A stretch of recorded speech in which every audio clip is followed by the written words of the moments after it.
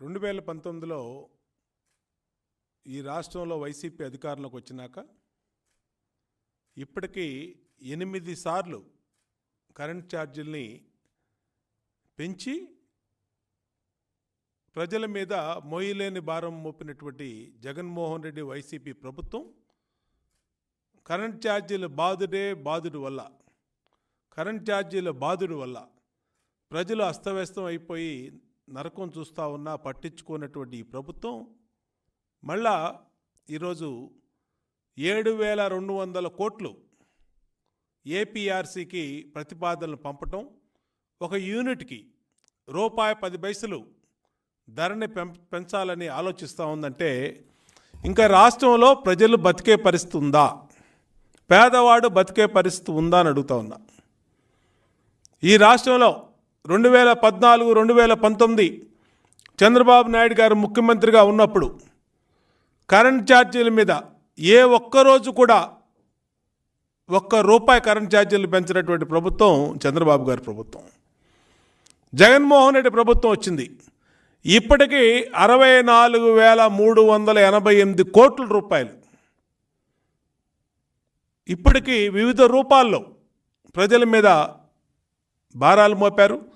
దీంట్లో కరెంట్ ఛార్జీలు పెంచిన కరెంట్ ఛార్జీల రూపంలో డైరెక్ట్ కన్జ్యూమర్కి ఎఫెక్ట్ వచ్చినటువంటి ఛార్జీలు 2020లో యూనిట్ ధర 90 పైసలు పెంచి 1,300 కోట్ల రూపాయలు భారం వేశారు. అలాగే 2020లో కరెంటు స్లాబులు మార్చి 1,500 కోట్ల రూపాయలు ప్రజల మీద డైరెక్ట్గా కరెంట్ ఛార్జీలు పెంచారు. 2021లో కిలోవాట్కి ₹10 అడిషనల్ ఛార్జెస్ పెంచడం వల్ల 3,542 కోట్ల రూపాయలు మళ్ళా ప్రజల మీదే కరెంట్ ఛార్జీలు జగన్మోహన్ రెడ్డి ప్రభుత్వం కరెంట్ ఛార్జీలు పెంచింది. ఇది కాకుండా గతంలో ఉన్నటువంటి వినియోగించుకున్నటువంటి కన్జ్యూమర్ మీద ట్రూ అప్ ఛార్జీల పేరు మీద 3,669 కోట్ల రూపాయలు ట్రూ అప్ ఛార్జీల ద్వారా పెంచారు. మళ్ళా ఏప్రిల్ 22న స్లాబుల్ అడ్జస్ట్మెంట్ అని చెప్పి కరెంట్ ఛార్జీలని మళ్ళా 3,900 కోట్ల రూపాయలు కరెంట్ ఛార్జీలు పెంచారు. మళ్ళీ fuel and power cost adjustment పేరు మీద 700 కోట్లు, 2021లో విద్యుత్ కొనుగోళ్ల సర్దుబాటు పేరు మీద 3,082 కోట్లు, 2023లో fuel and purchase cost adjustment అని చెప్పి FAPPC ఛార్జెస్ అని చెప్పి 400 కోట్లు, మళ్ళా ఇవాళ ట్రూ అప్ ఛార్జీల మీద 7,200 కోట్లు, అంటే 25,293 కోట్లు, మొత్తం కలిపి 64,388 కోట్ల రూపాయలు ప్రజల మీద ఈ 4.5 సంవత్సరాల జగన్మోహన్ రెడ్డి అవినీతి పరిపాలన వల్ల. ఎందుకు అవినీతి, దేంట్లో చేశాడు అవినీతి అనేది కూడా మా దగ్గర ఆధారాలతో సహా లెక్కలతో సహా ఉన్నాయి.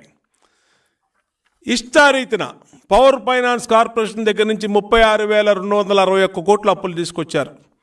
హిందూజాకు చెల్లించేదానికి 2,834 కోట్ల రూపాయలు తెచ్చి ఎటు వెళ్ళిపోయినాయి డబ్బులు అర్థం కాని పరిస్థితి. ఎన్ని భారాలు కూడా డిస్కమ్ల మీద పడి అదనపు లోడ్ పేరు మీద అడ్డగోలుగా వసూలు చేశారు. అడిషనల్ కన్జంప్షన్ డిపాజిట్ పేరు మీద ప్రజల మీద. అంతేకాకుండా డిస్కమ్లకి ఈ ప్రభుత్వం 34,776 కోట్లు బాకీలు ఉండటం వల్ల డిస్కమ్లు ఇవాళ నిర్వీర్యం అయిపోయి ఇష్టారీతిన ఏపీఆర్సీకి వాళ్ళు ప్రభుత్వం నుంచి బకాయిలు రాక ప్రభుత్వం వసూలు చేసుకున్న డబ్బుని వాడేసుకొని లోన్లు తెచ్చిన డబ్బుని పవర్ ఫైనాన్స్ కార్పొరేషన్ ద్వారా తెచ్చినటువంటి అలాగే హిందూజా పేరు మీద తెచ్చినటువంటి డబ్బులు ఇష్టారీతిన వాడేసుకోవటం వల్ల ఇష్టారీతిన బకాయిలన్నీ కూడా పెరిగిపోయినాయి. ఇవాళ ఏపీఎస్పీడీసీఎల్కి 15,000 కోట్లు, సిపిడిసిఎల్కి 6,182 కోట్లు, ఈపీడీసీఎల్కి 5,000 కోట్లు, అలాగే 3 డిస్కమ్ల మీద 3,500 కోట్లు, అలాగే పంచాయతీ నగర కార్పొరేషన్కి 5,000 కోట్లు, అంటే 34,776 కోట్ల రూపాయలు ఈ ఆంధ్రప్రదేశ్ ప్రభుత్వం డిస్కమ్లకి బకాయిలు పడటం వల్ల డిస్కమ్లు నిర్వీర్యమైపోయి ప్రజల మీద అదే వివిధ రూపాలతో ట్రూ అప్ ఛార్జీలు అంటున్నారు, ఫ్యూయల్ సర్ఛార్జీలు అంటున్నారు, అడిషనల్ కన్జంప్షన్ డిపాజిట్లు అంటున్నారు. ఇష్టారీతిన ఈ బకాయిలన్నీ కూడా ప్రజల మీద భారాలు పడిపోతున్నాయి. జగన్మోహన్ రెడ్డి ప్రభుత్వం 64,000 కోట్లు ప్రజల మీద భారాలేసి 4.5 సంవత్సరాల్లో ప్రజల నడ్డి విరిచిన మాట వాస్తవం అని గుర్తు చేస్తూ ఉన్నా. అలాగే ప్రభుత్వం ప్రజల మీద భారాలు వేస్తూ ఉంది. ప్రభుత్వం వాడుకున్నటువంటి డబ్బుకి, అప్పులు తెచ్చినటువంటి డబ్బుకి ఎటువంటి జవాబుదారం లేదు. అలాగే బహిరంగ మార్కెట్లో ఏదైతే పవర్ పర్చేజ్ చేస్తూ ఉన్నారో దాంట్లో విపరీతమైనటువంటి అవినీతి జరుగుతూ ఉంది. ఇక్కడ ప్రభుత్వం national government stations, CGS stations అంటారు, ఎన్టీపీసీ కానీ, ఎన్టీసీ ఈసీఎల్ కానీ, అలాగే ఎన్టీపీఎల్ కానీ, అలాగే ప్రభుత్వ కేంద్రాల నుంచి పవరు కొనకుండా తక్కువ ధరకు వస్తున్నా ఎక్కువ ధరకి కమిషన్లు కక్కుర్తుపడి ఇష్టారీతిన బయట ప్రైవేటు పవర్ని కొనటం వల్ల వినియోగదారుల మీద విపరీతమైనటువంటి భారం పడింది. ఆర్టీఐ సమాచారం ప్రకారం 2019-22 మధ్య మార్కెట్ కొనుగోళ్ళలో 12,200 కోట్లు అదనంగా జగన్మోహన్ రెడ్డి ప్రభుత్వం అదనపు రేట్లు పెట్టి చెల్లించుకుంది. అలాగే మార్కెట్ విలువ ₹8.77 యూనిట్ ఛార్జీ పడింది. మార్కెట్లోనేమో యావరేజ్ కొనుగోలు ₹4.75 అలా ఉంటే అదనంగా ₹4.02 చెల్లించి ఎవరి జోబులోకి పోయింది ₹4.02? ఎన్ని కోట్ల మెగావాట్లు, ఎన్ని లక్షల కోట్ల యూనిట్లు మెగావాట్లు కొంటా ఉన్నారు. అలాగే ఇది కమిషన్ల కోసం కాదా అని అడుగుతూ ఉన్నాం. ఈరోజు వ్యవసాయ మీటర్లు పెట్టాలని చూశారు.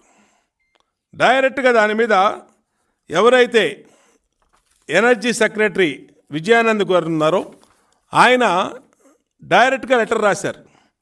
దేనికి ఈ ఎనర్జీ ఈ మీటర్లు దేనికి మారుస్తున్నాం, మార్చేటప్పుడు పక్క రాష్ట్రాల్లో ఏ విధంగా ధరలు ఉన్నాయి, మరి ఆ ధరల ప్రకారం కాకుండా మనం అదనంగా ఎందుకు కొంటున్నాం అంటే ఈ రోజున వీళ్ళ సొంత బినామీ కంపెనీలు ఏదైతే షిర్డీ సాయి ఎలక్ట్రికల్స్, అలాగే హిందూజాతో ఒప్పందాలు, అలాగే సెకీ ద్వారా దాదాపు 20,000 కోట్ల రూపాయలు ప్రజల మీద అదనపు భారాలు పడినాయి.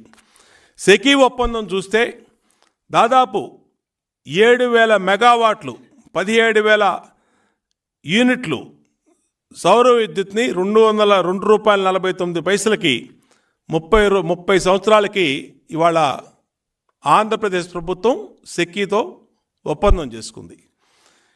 ఇదే రాజస్థాన్లో యూనిట్ రూపాయి తక్కువకి అక్కడ ఇదే సెకీ అక్కడ రాజస్థాన్ ప్రభుత్వం ఒప్పందం చేసుకుంటే అదనంగా రూపాయికి ఎవరి జోబులోకి పోయినాయి రూపాయి, ఎక్కడికి పోయినాయి ఈ డబ్బులని అంటే 2020 డిసెంబర్లో సెకీ పిలిచిన టెండర్లో గుజరాత్ డిస్కమ్ యూనిట్లు ₹99 పిలిస్తే ఇవాళ వీళ్ళు ₹2.50. దీనికి డైరెక్ట్గా 50 పైసలు కమిషన్ కొట్టేశారు. దీనివల్ల దాదాపు 20,000 కోట్ల రూపాయలు ఒక్క సెకీ ఒప్పందంలోనే జగన్మోహన్ రెడ్డికి కమిషన్లు ముట్టినాయి. ఆంధ్రప్రదేశ్ ముఖ్యమంత్రి వైఎస్ఆర్ కాంగ్రెస్ పార్టీ ప్రభుత్వానికి 20,000 కోట్లు ప్రైవేట్ పవర్లో ఒక్క సెకీ ఒప్పందంలోనే 20,000 కోట్లు వచ్చినాయి. ప్రజల మీదేమో 20,000 కోట్లు భారాలు పడినాయి. ఈ 20,000 కోట్లు ఎవరి మీద భారాలు పడినాయి అంటే ఆంధ్రప్రదేశ్ రాష్ట్ర ప్రజల మీద. దీనికి ఏం సమాధానం చెప్తారు వీళ్ళు? అంతులేని అవినీతి జరుగుతూ ఉంది రాష్ట్రంలో. అన్ని రంగాల్ని అవినీతి చేశారు. ఇసుకను మాఫియా చేశారు, లిక్కర్ను మాఫియా చేశారు, కరెంట్ ఛార్జీలు ఇప్పటికీ 9 సార్లు పెంచి దాదాపు 64,000 కోట్లు ప్రజల మీద భారాలు వేశారు. ప్రైవేట్ పవరు మీటర్లు, స్మార్ట్ మీటర్లు, ఎవడు అడిగాడే ఆ స్మార్ట్ మీటర్లు? నేను పక్క రాష్ట్రంలో ఏ ధరకు అమ్ముతా ఉన్నారు, ఏ ధరకి పెడతా ఉన్నారు స్మార్ట్ మీటర్లు? మీరు షిరిడి సాయి విశ్వేశ్వరరెడ్డికి, నీ బినామీ కంపెనీకి ఇవాళ స్మార్ట్ మీటర్ని కట్టబెట్టి ప్రజల మీద ఏ విధంగా దోపిడీ చేస్తూ ఉన్నాం? ఎన్నిటిని కూడా ప్రజలు భారం పడతా ఉంది, ప్రజల మీద భారం పడతా ఉంది. రైతులకి పైలట్ ప్రాజెక్ట్ కింద స్మార్ట్ మీటర్లు పెట్టారు. దీంట్లో కూడా పెద్ద కుంభకోణం ఉంది. మొత్తం ప్రైవేట్ పవరు ఇతర రాష్ట్రాల్లో 2.50 పైసలకి 2.40 పైసలు దొరుకుతూ ఉంటే ఇక్కడ 3.5కి 4.5కి అదనపు సోలార్ పవర్ కానీ, థర్మల్ పవర్ కానీ, విండ్ పవర్ కానీ, హైడ్రో పవర్ కానీ ఇవన్నీ కూడా ఒప్పందాలు కుదుర్చుకొని ప్రజల మీద భారాలు వేయటం వల్ల ఇవాళ కరెంట్ ఛార్జీలు రాష్ట్ర ప్రజల మీద మోయలేని భారంగా మారినాయి. ఇవాళ మళ్ళా సాక్షి పేపర్ లాంటి పేపర్లో గత ప్రభుత్వం యొక్క విధానాల వల్లే మేము కరెంట్ ఛార్జీలు పెంచామని చెప్పి ఇవాళ మళ్ళా వాళ్ళు ఒక ఆర్టికల్ రాస్తూ ఉన్నారు. అంటే నేను అడుగుతా ఉన్నా, మరి చేతనైనోడిని నేను వచ్చి మొత్తం వ్యవస్థను మార్చేస్తాను, మళ్ళీ అన్ని రకాలుగా ఈ రాష్ట్రాన్ని ఉద్ధరిస్తానని చెప్పి అధికారంలోకి వచ్చిన నువ్వు మరి ఎందుకని నువ్వు మళ్ళీ పాత ప్రభుత్వం గురించి మాట్లాడతావు? పాత ప్రభుత్వం గురించి మాట్లాడే హక్కు నైతిక హక్కు నీకు ఎక్కడుంది? తెలుగుదేశం ప్రభుత్వంలో డిస్ట్రిబ్యూషన్ లాస్లు కానీ, పవర్ సెక్టార్ రిఫార్మ్స్ కానీ, పవర్ సెక్టార్ ఇవాళ ఆంధ్రప్రదేశ్ నెంబర్ 1 స్టేజ్లో ఉందంటే తెలుగుదేశం ప్రభుత్వ హయాంలో చంద్రబాబు నాయుడు గారు తీసుకున్న నిర్ణయాల వల్ల.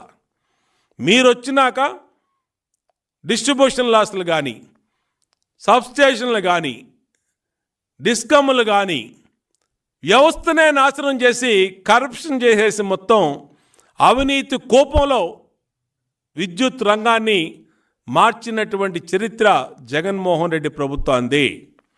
దానివల్లే 64,000 కోట్ల భారాలు ప్రజల మీద పడి డబ్బులన్నీనేమో జగన్మోహన్ రెడ్డి జోబుల్లోకి వెళ్ళి, బాధుడమో ప్రజలకి, నగదమో డబ్బులమో తాడేపల్లికి ఇవాళ మారిపోయింది. దీనికి కారణం జగన్మోహన్ రెడ్డి అవినీతి కాదా? ఈరోజు ఈ పరిస్థితి ఎందుకు వచ్చింది? 2014-19లో పెరిగినటువంటి కరెంట్ ఛార్జీలు, లేని ట్రూ అప్ ఛార్జీలు, లేని పీపీ ఛార్జీలు, లేని అడిషనల్ కన్జంప్షన్ డిపాజిట్ ఛార్జీలు 2019-2024 మధ్య ఎందుకు వచ్చినాయి? ఇవాళ జగన్మోహన్ రెడ్డి అన్ని చోట్ల, అన్ని సెక్టార్లో, అన్ని రంగాల్లో అంతులేని అవినీతి చేయటం వల్ల ప్రజలు మీద భారాలు పడి కుదేలైపోతున్నారు. జగన్మోహన్ రెడ్డి దసరా కానుక ప్రజలకి ₹10 యూనిట్ ఛార్జీ పెంచుతూ ఏపీఆర్సీకి రికమెండేషన్స్ పంపించాడు. అంటే జగన్మోహన్ రెడ్డి చంద్రబాబు నాయుడు గారు పండగ కానుకలు ఇచ్చేవాడు, సంక్రాంతికి, క్రిస్మస్కి, రంజాన్కి. జగన్మోహన్ రెడ్డి దసరా ఒడ్డింపులు, దసరా బాధుడు, దసరా మామూలు అనమాట. ఈయనేమో దసరా మామూలు కొట్టేయటం, ప్రజల మీదేమో ఆ భారాలు పడతాం. ఇవాళ అన్నీ కూడా జగన్మోహన్ రెడ్డి అవినీతి వల్లే కరెంట్ ఛార్జీలు పెరుగుతున్నాయని ప్రజలు గ్రహించారు. ప్రజలు ఇక ఓపిక నశించింది, ప్రజల్లో తిరుగుబాటు మొదలవుతూ ఉంది. ఇంకా కరెంటు ఛార్జీలు, జగన్మోహన్ రెడ్డి పెంచినటువంటి పన్నులు, చెత్త పన్నులు, ఇంటి పన్నులు, రిజిస్ట్రేషన్ ఛార్జీలు కట్టలేని పరిస్థితికి ప్రజలు వచ్చినటువంటి స్థితిలో రాబోయే రోజుల్లో ఖచ్చితంగా ప్రజలు ప్రజా కోర్టులో సమాధానం చెప్తారు. జగన్మోహన్ రెడ్డి అవినీతి వల్లే కరెంట్ ఛార్జీలు ఈ విధంగా మారినని ప్రజలకి మరొకసారి తెలియజేస్తాం.